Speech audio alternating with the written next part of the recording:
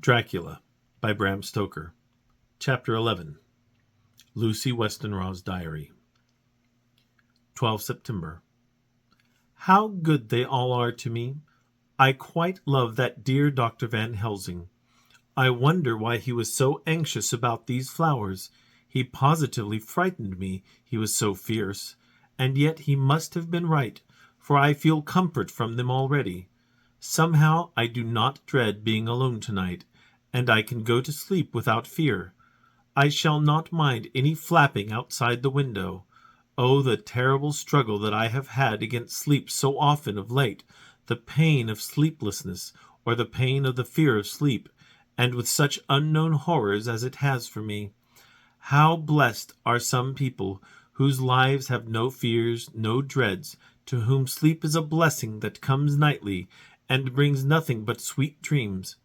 Well, here I am tonight, hoping for sleep, and lying like Ophelia in the play, with virgin krantz and maiden struments.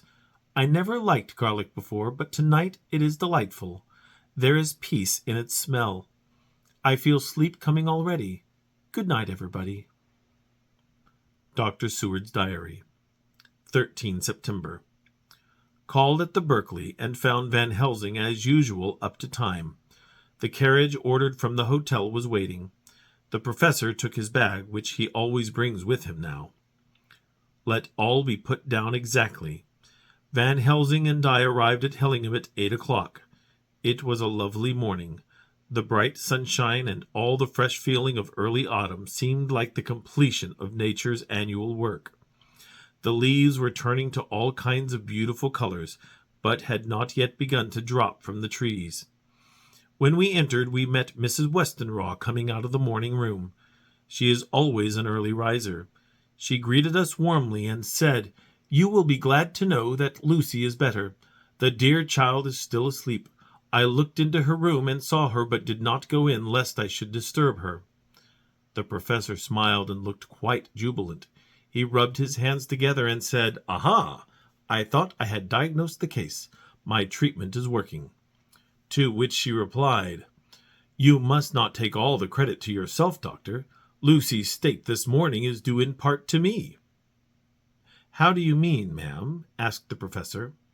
"Well, I was anxious about the dear child in the night, and went into her room. She was sleeping soundly, so soundly that even my coming did not wake her. But the room was awfully stuffy. There were a lot of those horrible, strong-smelling flowers about everywhere, and she actually had a bunch of them round her neck. I feared that the heavy odor would be too much for the dear child in her weak state. So I took them all away, and opened a bit of the window to let in a little fresh air. You will be pleased with her, I am sure." She moved off into her boudoir, where she usually breakfasted early. As she had spoken, I watched the professor's face, and saw it turn ashen gray. He had been able to retain his self-command whilst the poor lady was present, for he knew her state and how mischievous a shock would be. He actually smiled on her as he held open the door for her to pass into her room. But the instant she had disappeared, he pulled me suddenly and forcibly into the dining room and closed the door. Then, for the first time in my life, I saw Van Helsing break down. He raised his hands over his head in a sort of mute despair, and then beat his palms together in a helpless way. Finally he sat down on a chair, and putting his hands before his face began to sob, with loud, dry sobs that seemed to come from the very racking of his heart. Then he raised his arms again, as though appealing to the whole universe. "God, God, God," he said, "what have we done? What has this poor thing done, that we are so sore beset? Is there fate amongst us still, sent down from the pagan world of old, that such things must be, and in such way? This poor mother, all unknowing, and all for the best as she think, does such thing as lose her daughter, body and soul, and we must not tell her, we must not even warn her, or she die, then both die. Oh, how we are beset! How are all the powers of the devils against us?" Suddenly he jumped to his feet. "Come," he said, Come, we must see and act. Devils or no devils, or all the devils at once, it matters not. We must fight him all the same." He went to the hall door for his bag, and together we went up to Lucy's room. Once again I drew up the blind, whilst Van Helsing went towards the bed. This time he did not start as he looked on the poor face, with the same awful waxen pallor as before. He wore a look of stern sadness and infinite pity. "As I expected," he murmured, with that hissing inspiration of his which meant so much. Without a word he went and locked the door, and then began to set out on the little table the instruments for yet another operation of transfusion of blood. I had long ago recognized the necessity, and begun to take off my coat, but he stopped me with a warning hand. "No," he said, "today you must operate. I shall provide. You are weakened already." As he spoke he took off his coat, and rolled up his shirt-sleeve. Again to the operation, again the narcotic, again some return of color to the ashy cheeks, and the regular breathing of healthy sleep. This time I watched whilst Van Helsing recruited himself, and rested. Presently he took an opportunity of telling Mrs. Westenra that she must not remove anything from Lucy's room without consulting him, that the flowers were of medicinal value, and that the breathing of their odor was part of the system of cure. Then he took over the care of the case himself, saying that he would watch this night and the next, and would send me word when to come. After another hour Lucy waked from her sleep, fresh and bright, and seemingly not much the worse for her terrible ordeal. What does it all mean? I am beginning to wonder if my long habit of life amongst the insane is beginning to tell upon my own brain. Lucy Westenra's Diary, 17 September. 4 days and nights of peace. I am getting so strong again that I hardly know myself. It is as if I had passed through some long nightmare, and had just awakened to see the beautiful sunshine, and feel the fresh air of the morning around me. I have a dim half-remembrance of long anxious times of waiting and fearing, darkness in which there was not even the pain of hope to make present distress more poignant, and then long spells of oblivion, and the rising back to life as a diver coming up through a great press of water. Since, however, Dr. Van Helsing has been with me, all this bad dreaming seems to have passed away. The noises that used to frighten me out of my wits, the flapping against the windows, the distant voices which seemed so close to me, the harsh sounds that came from I know not where, and commanded me to do I know not what, have all ceased. I go to bed now without any fear of sleep. I do not even try to keep awake. I have grown quite fond of the garlic, and a boxful arrives for me every day from Haarlem.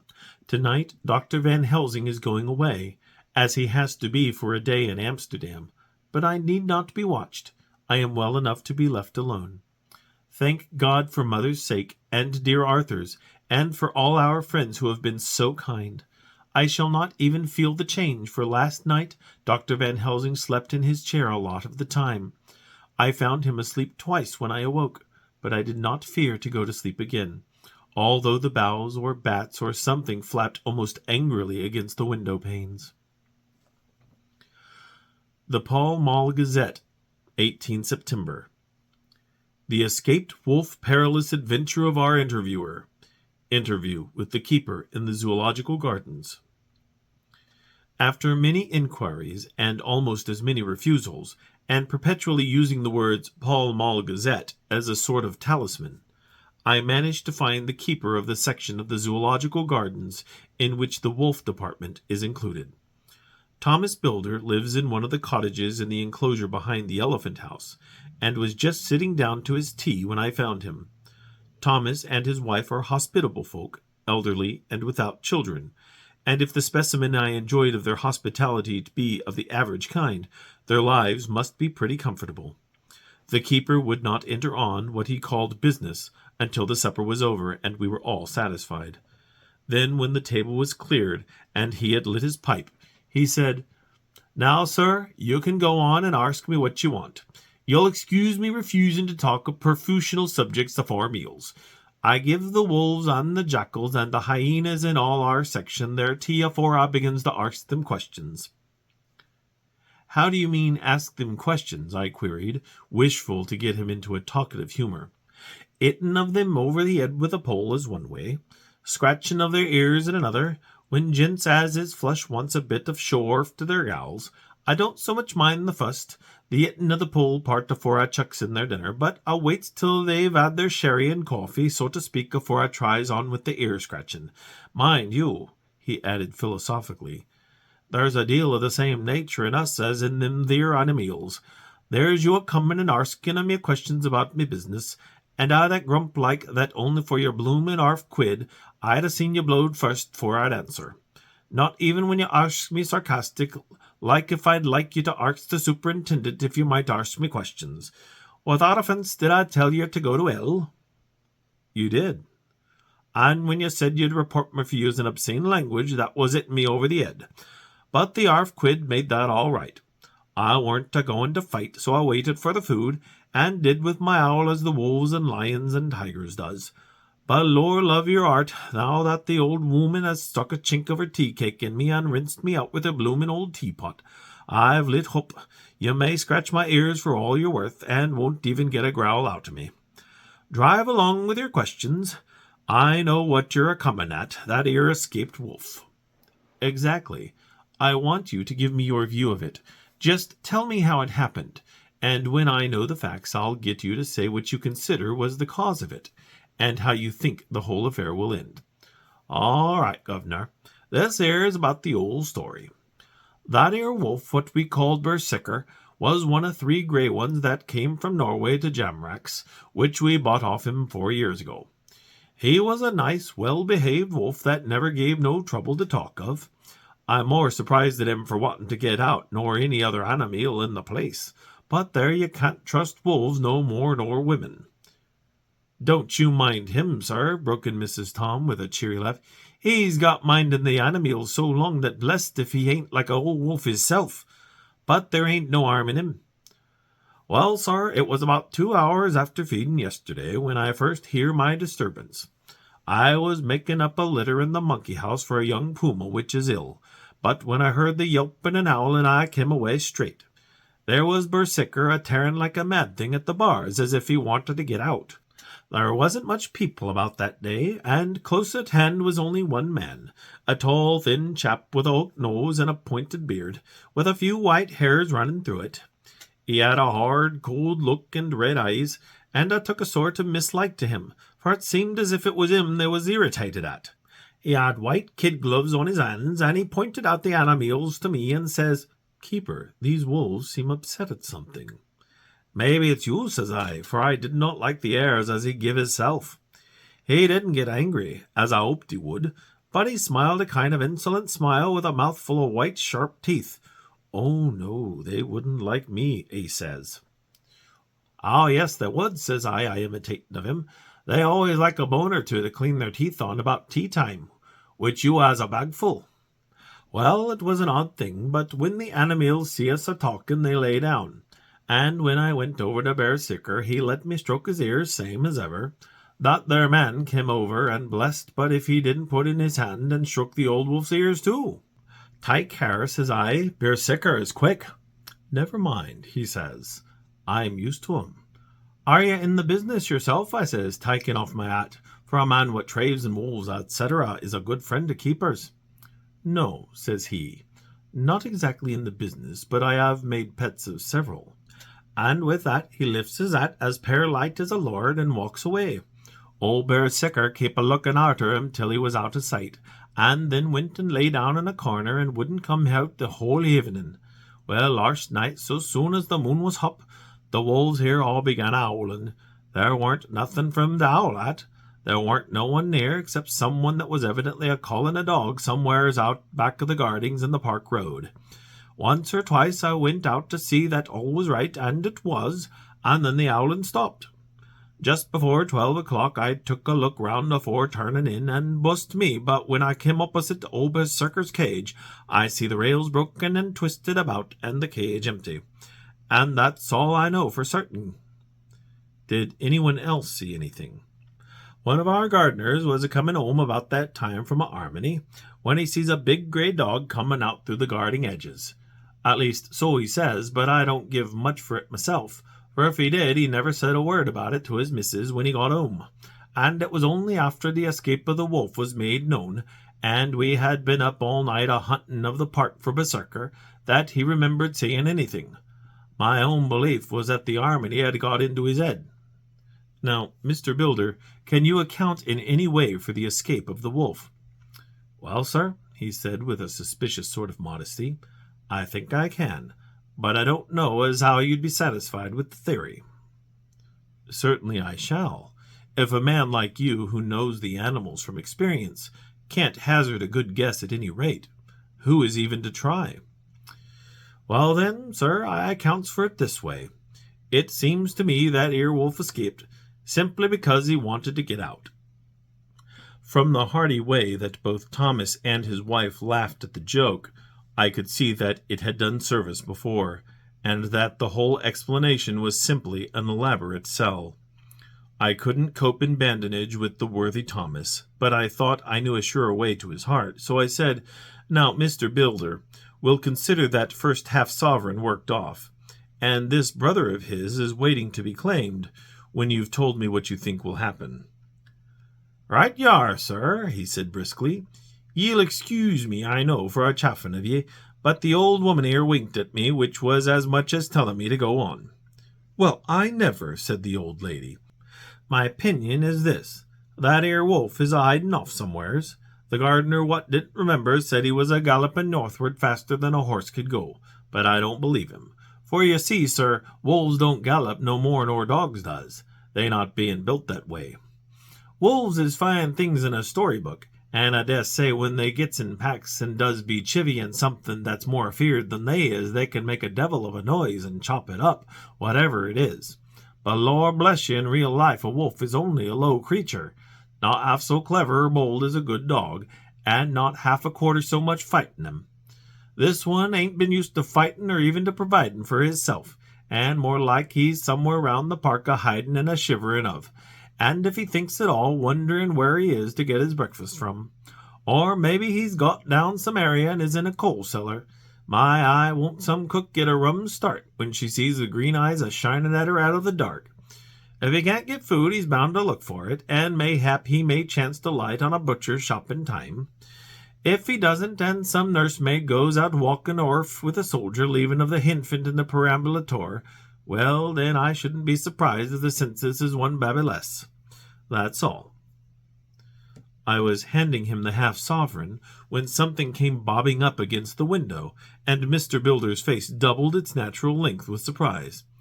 "God bless me," he said, "if there ain't old Berserker come back by hisself." He went to the door and opened it, a most unnecessary proceeding, it seemed to me. I have always thought that a wild animal never looks so well as when some obstacle of pronounced durability is between us. A personal experience has intensified rather than diminished that idea. After all, however, there is nothing like custom, for neither Builder nor his wife thought any more of the wolf than I should of a dog. The animal itself was as peaceful and well-behaved as that father of all picture wolves, Red Riding Hood's quondam friend, whilst moving her confidence in masquerade. The whole scene was an unutterable mixture of comedy and pathos. The wicked wolf that for half a day had paralyzed London and set all the children in town shivering in their shoes was there in a sort of penitent mood, and was received and petted like a sort of vulpine prodigal son. Old Builder examined him all over with most tender solicitude, and when he had finished with his penitent, said, "There, I knew the poor old chap would get into some kind of trouble. Didn't I say it all along? Here's his head all cut and full of broken glass. He's been a-getting over some bloomin' wall or other. It's a shame that people are allowed to top their walls with broken bottles. This here's what comes of it.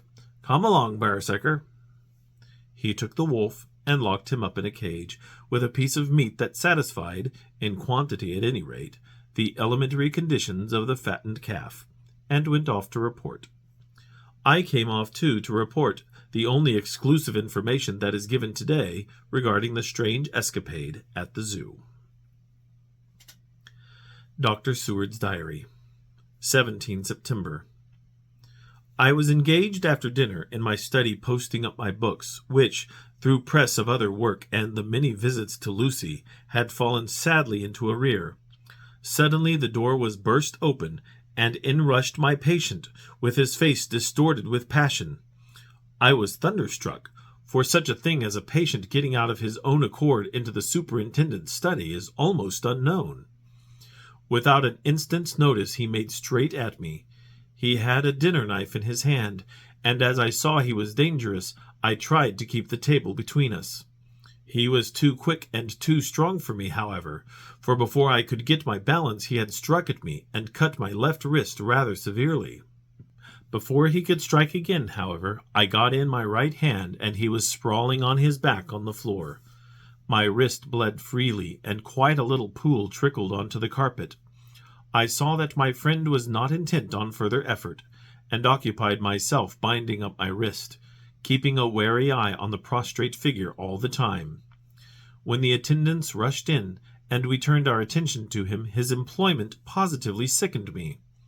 He was lying on his belly on the floor, licking up, like a dog, the blood which had fallen from my wounded wrist.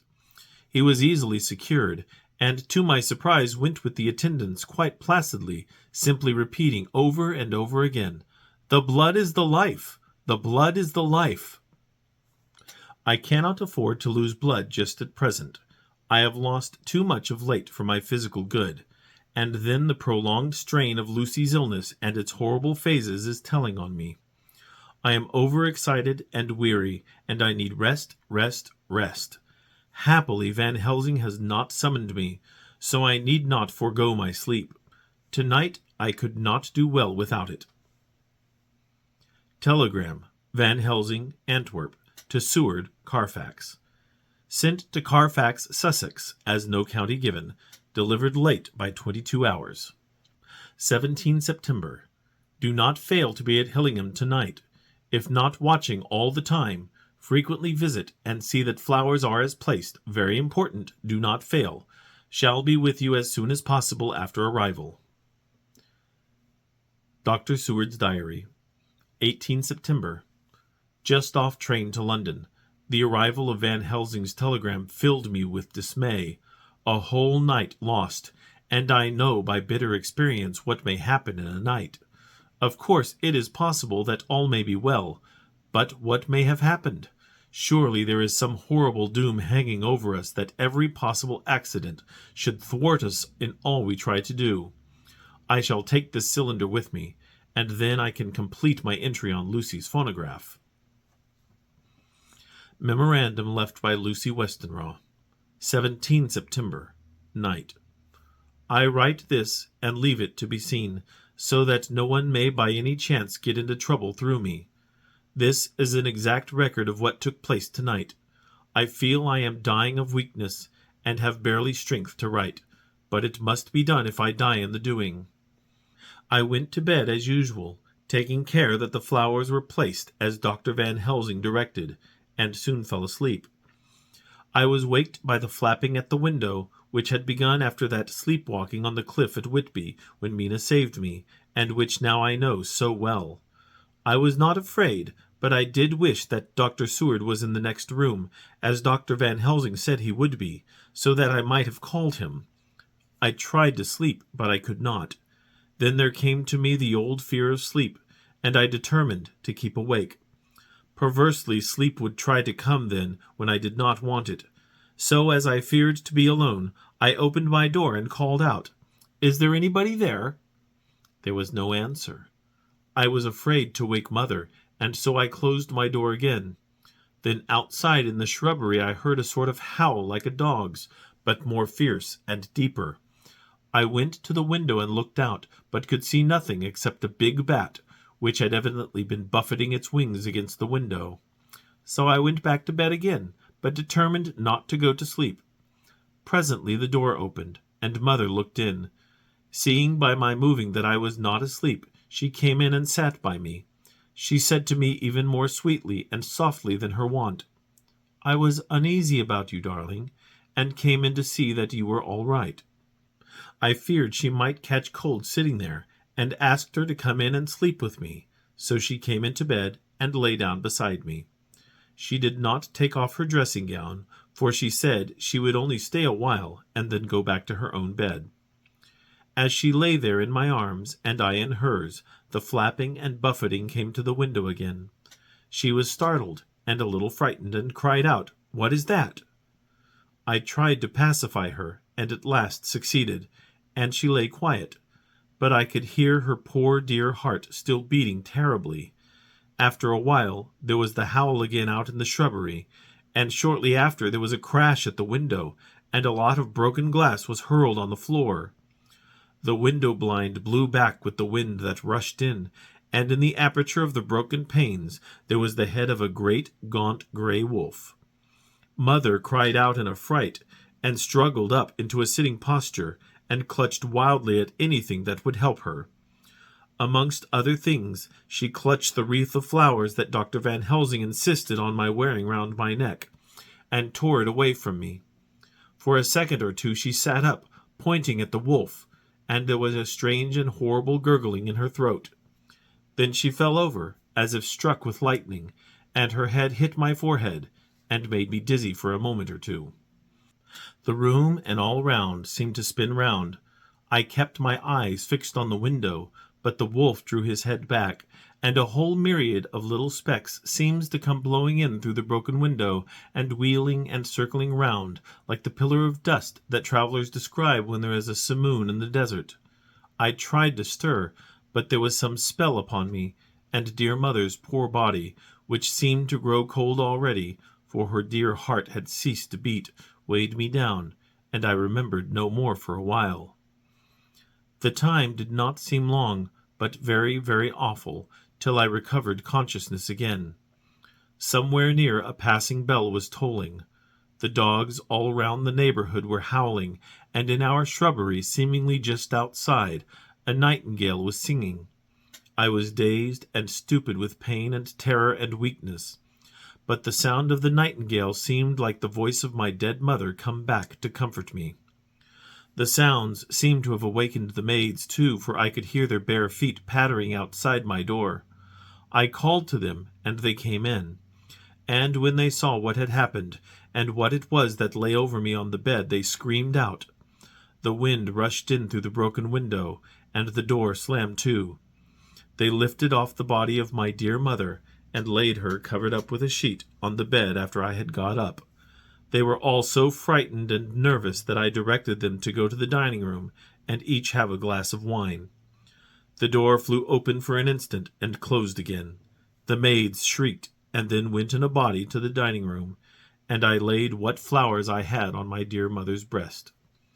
When they were there I remembered what Dr. Van Helsing had told me, but I didn't like to remove them, and besides, I would have some of the servants to sit up with me now. I was surprised that the maids did not come back. I called them, but got no answer, so I went to the dining-room to look for them. My heart sank when I saw what had happened. They all four lay helpless on the floor, breathing heavily. The decanter of sherry was on the table, half full, but there was a queer acrid smell about. I was suspicious, and examined the decanter. It smelt of laudanum, and looking on the sideboard I found that the bottle which mother's doctor uses for her, did use, was empty. What am I to do? What am I to do? I am back in the room with mother. I cannot leave her, and am alone, save for the sleeping servants, whom someone has drugged. Alone with the dead. I dare not go out, for I can hear the low howl of the wolf through the broken window. The air seems full of specks, floating and circling in the draught from the window, and the lights burn blue and dim. What am I to do? God shield me from harm this night. I shall hide this paper in my breast, where they shall find it when they come to lay me out. My dear mother gone, it is time that I go too. Goodbye, dear Arthur, if I should not survive this night. God keep you, dear, and God help me.